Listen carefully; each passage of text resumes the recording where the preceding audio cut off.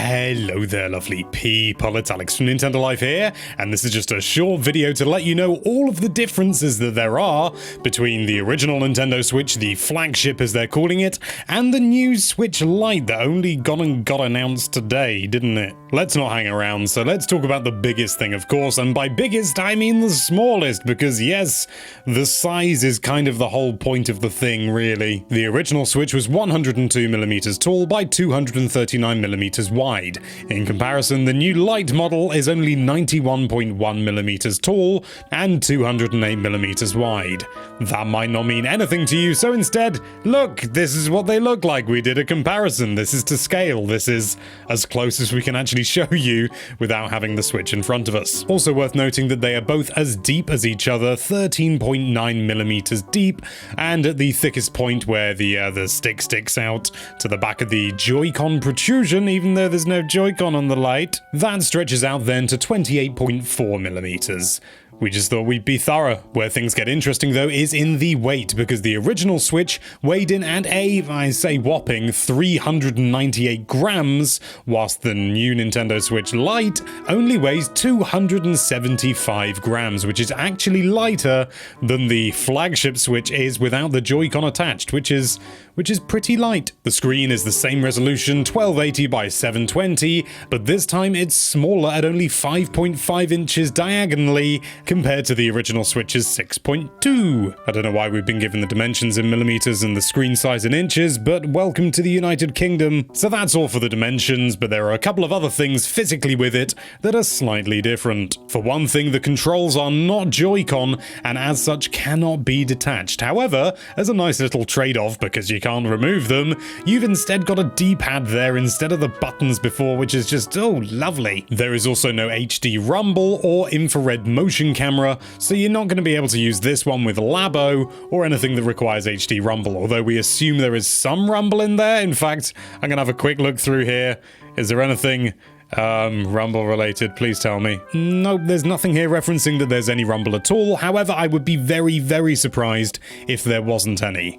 But don't take that as gospel. You also cannot use this Switch in TV mode. Apparently, it's just flat out not capable of doing it, although I'm going to be doing some testing when I finally get my hands on one to see if a cable will solve all the problems, but I'm pretty certain it won't. Thankfully, this all comes at a reduced price of only $199.99 in North America at least.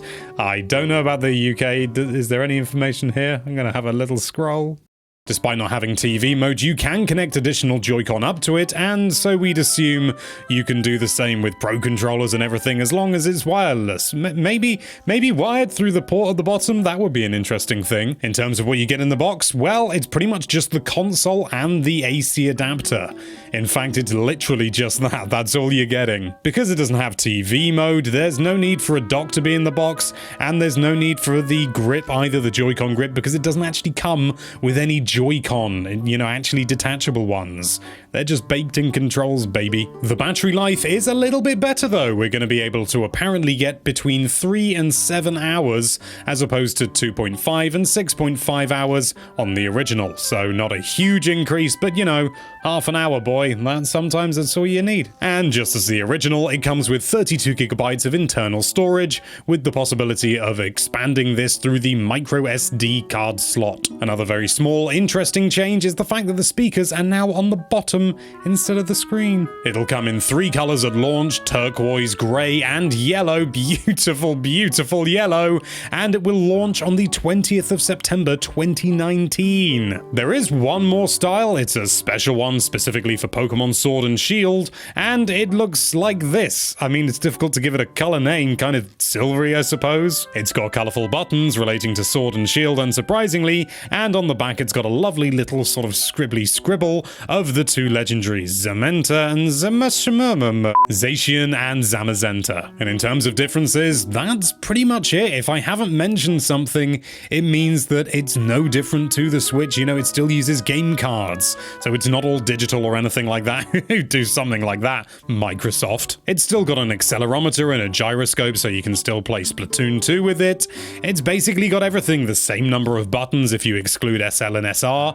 It's rocking the same resolution of 720p, and it's rocking what appears to be the same processor as well.